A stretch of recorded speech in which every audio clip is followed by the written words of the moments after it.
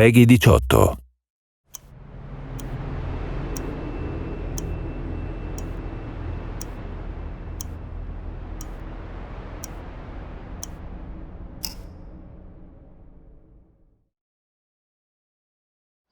Welcome back to the temporary worldwide headquarters of ZeniMax Online Studios.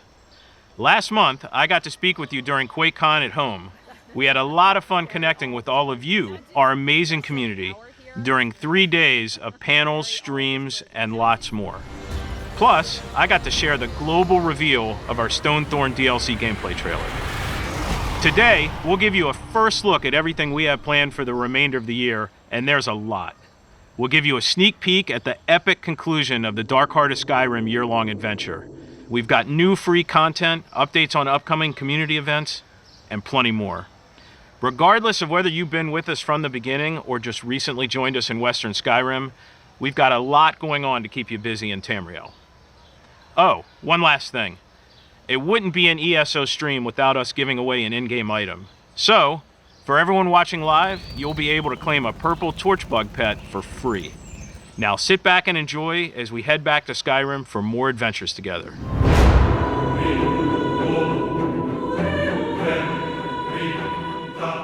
Nice shirt, Matt. Hi, I'm Rich Lambert, Creative Director at ZeniMax Online Studios. Welcome to my home. Before we dive in, I want to take a moment to personally thank the ESO community. You've made Tamriel your home away from home, and during these challenging times, we're seeing more and more of you playing the game, both new and returning players. That means so much to all of us here at ZOS, as you are the ones that make ESO what it is today. Our year-long journey through the Dark Heart of Skyrim began back in February with the Harrowstorm DLC. Since then, we've released 2 additional updates to the story in Greymoor and Stonethorn. These content drops have taken you to one of the most beloved locations in Tamriel, which is Western Skyrim, and are set almost 1,000 years before the events of Elder Scrolls V.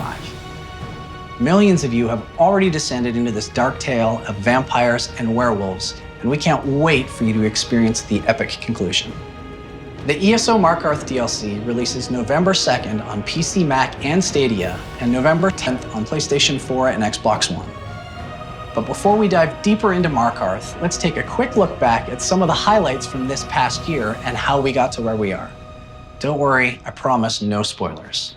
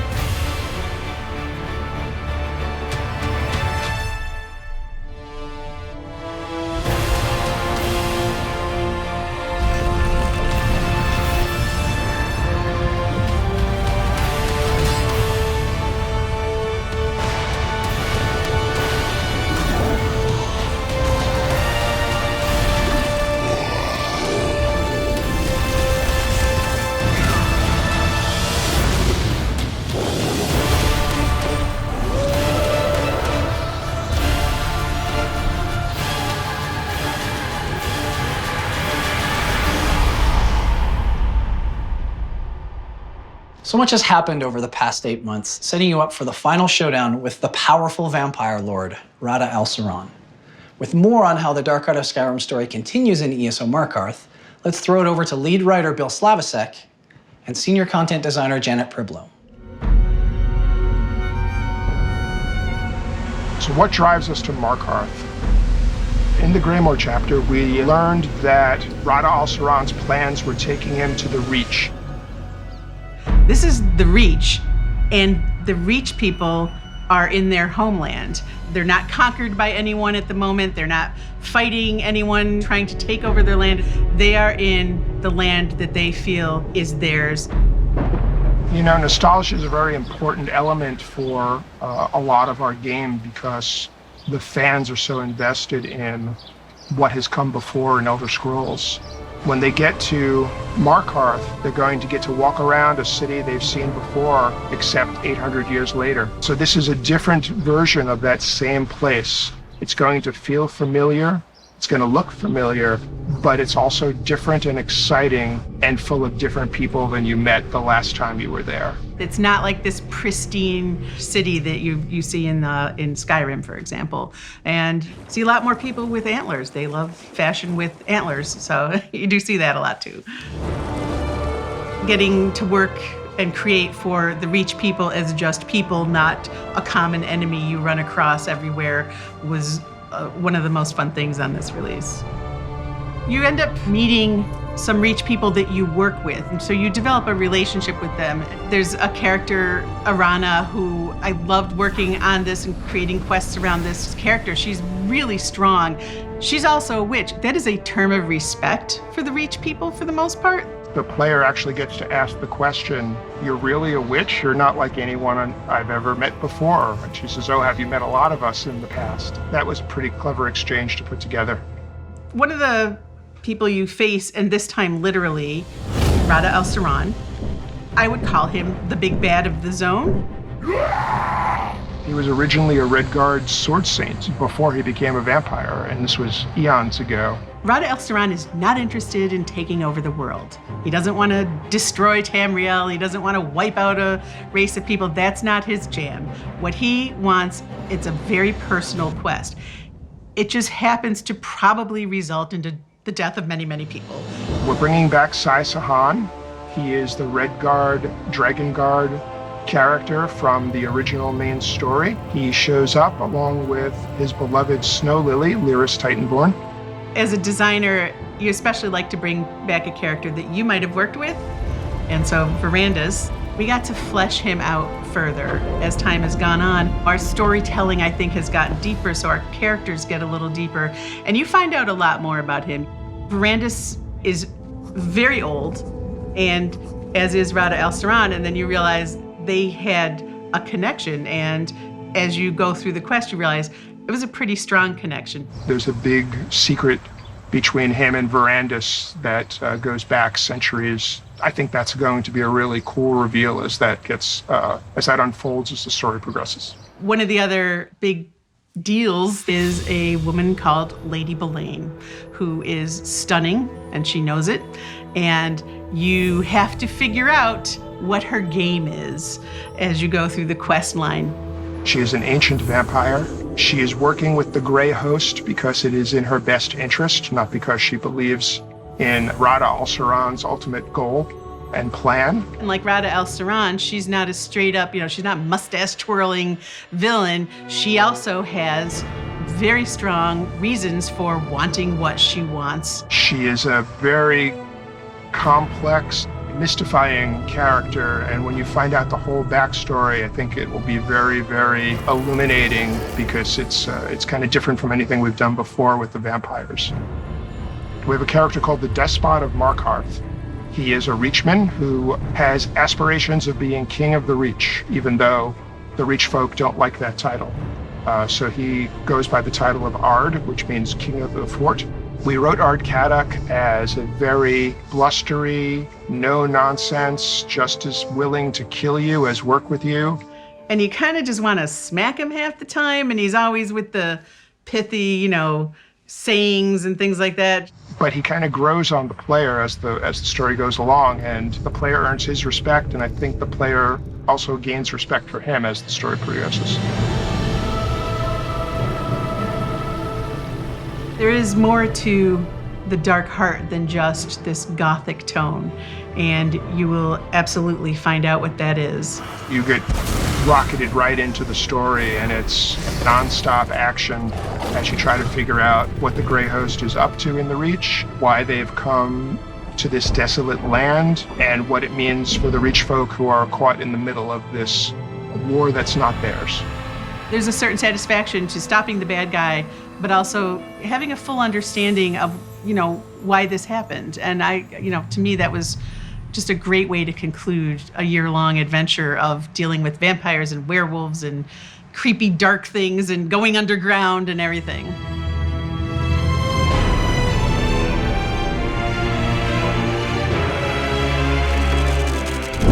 Back in January, when we first revealed Greymoor, Pete and I shared some of our own memories of Skyrim. And like many of you, we have very fond memories of adventuring in that world. And with me in pants, so you know it's a big day. Now we get a rare opportunity to take our community back to one of the most beloved regions in Tamriel and provide a different look at Skyrim from the perspective of our era. One of my favorite moments while developing this DLC was walking up to the gates of Markarth during our initial blockout stages for the very first time. Seeing this epic Dwemer fortress built into the mountainside and instantly recognizing it from Skyrim was so cool. Skyrim comes to life in a new way, and that continues in Markarth, which takes you to places familiar, but new. Or is that old? When I first saw Markarth in Skyrim, it was exactly the kind of city I love when I'm playing a fantasy game. Most of the city is actually not even visible. It's beautiful, there's waterfalls and there's citizens walking around and everything looks amazing. And then you go in one of these doors and you realize that this thing goes 70 meters back into the rock wall, and it's all this Dwemer madness. Part of that mystery and storytelling that Skyrim does all over the place, where you're happy to be there, but you really want to know more about what's going on. When you walk in there, just the sheer scale and verticality of it is out of control. Like it's nuts. Markarth exists in our time period. It still has those huge dwarven spires and big buildings and walls and stuff.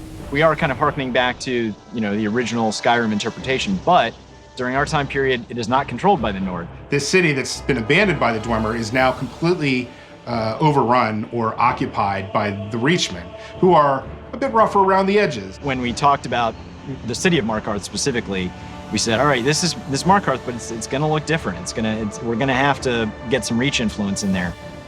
When they come into this city, they don't get what all this fancy schmancy Dwemer nonsense was about. They want to know why the walls are so clean. Why aren't there some fetishes up there? Why aren't there some markings on that wall?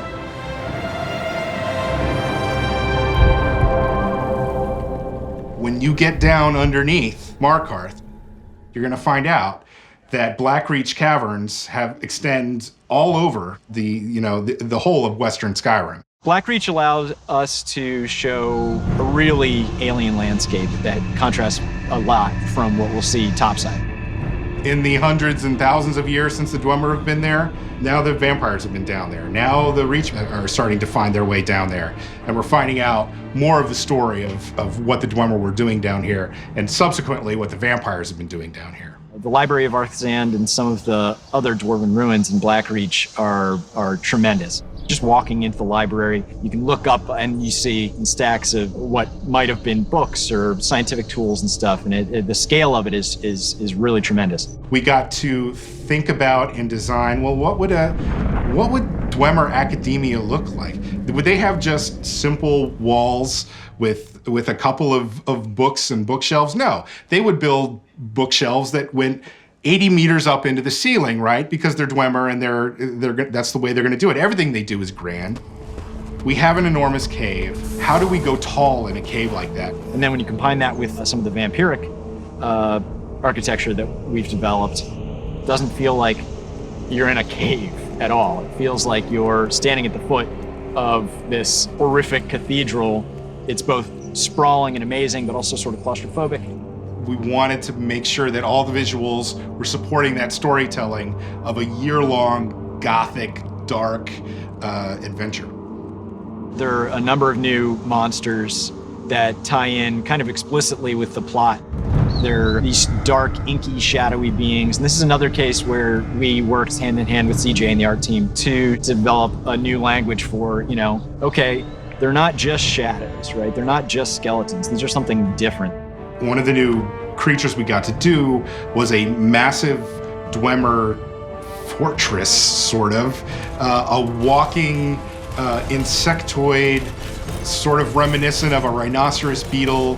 The Dwarven Dynaster is unbelievable. It's unlike any Dwarven war machine that we've seen before. We've never created anything at the scale of the Dynaster.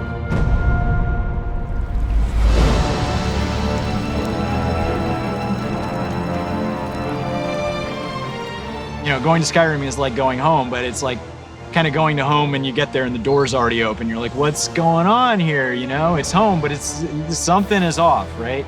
There are intrigues There are vampires. There are people getting ready to be backstabbed when they think they're about to backstab someone else. At the end of this story, you'll really have a sense that we've told a complete story, and Skyrim will never be the same again.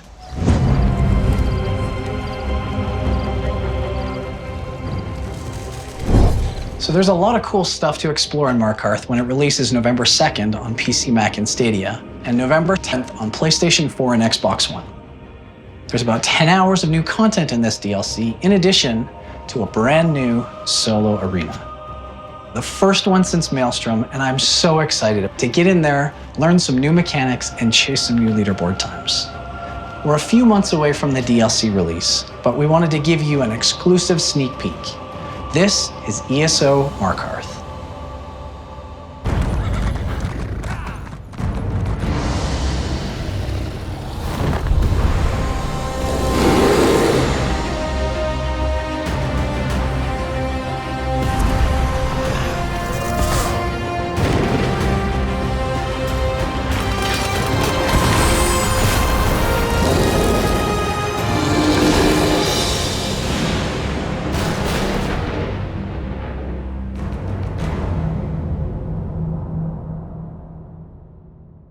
If you're eager to get started on the Markarth story, I've got some exciting news. The prologue quest that kicks off Markarth is available today, and it's free for anyone who owns ESO.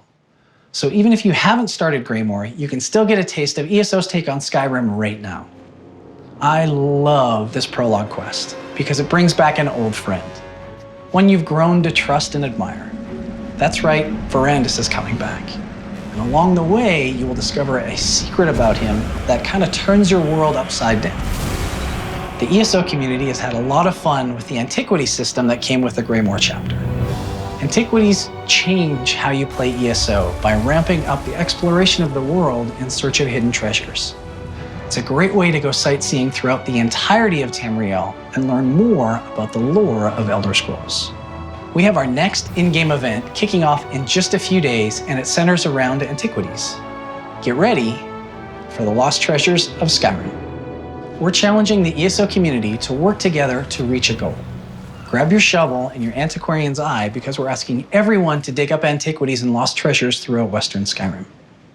The more you participate, the more treasures will be uncovered and the more rewards we'll be giving away. You won't want to miss these in-game rewards either. There's an awesome face and body markings pair, a pet, and if you all hit or surpass the overall goal, you'll get the super cool Antiquarian's Alpine Gallery home and unique house guest. Perfect for showing off all your prized possessions to all your friends. And remember, house guests and character pathing in homes is brand new to ESO. It launched with Update 27, and it's been so exciting to see just how much fun players are already having with it. The event launches on September 23rd on all platforms. You can visit the ESO website to track the community's progression towards unlocking all these goodies, but you will need the Greymoor chapter to participate. With this amazing event, now is the perfect time to jump into ESO. It's Skyrim, it's ESO, it's antiquities, it's a ton of fun, and we're proud of it. We have a ton of in-game events, activities, and prizes, all in celebration of the amazing growing community within the Elder Scrolls Online. In fact, let's take a look at some of the highlights right now for everything coming your way soon.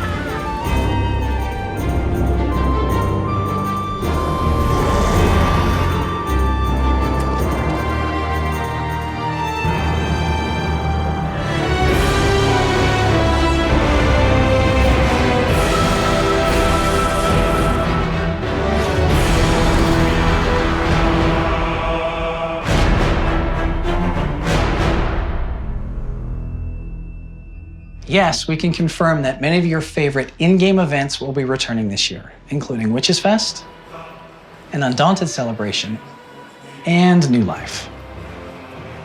And before I hand the reins over to Gina and Jess for a special ESO Live, a few quick reminders.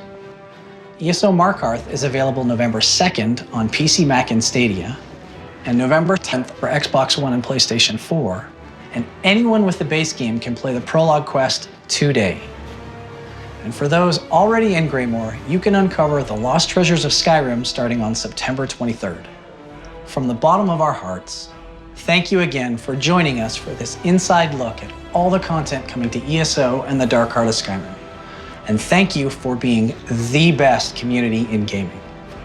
We'll see you all in Tamriel.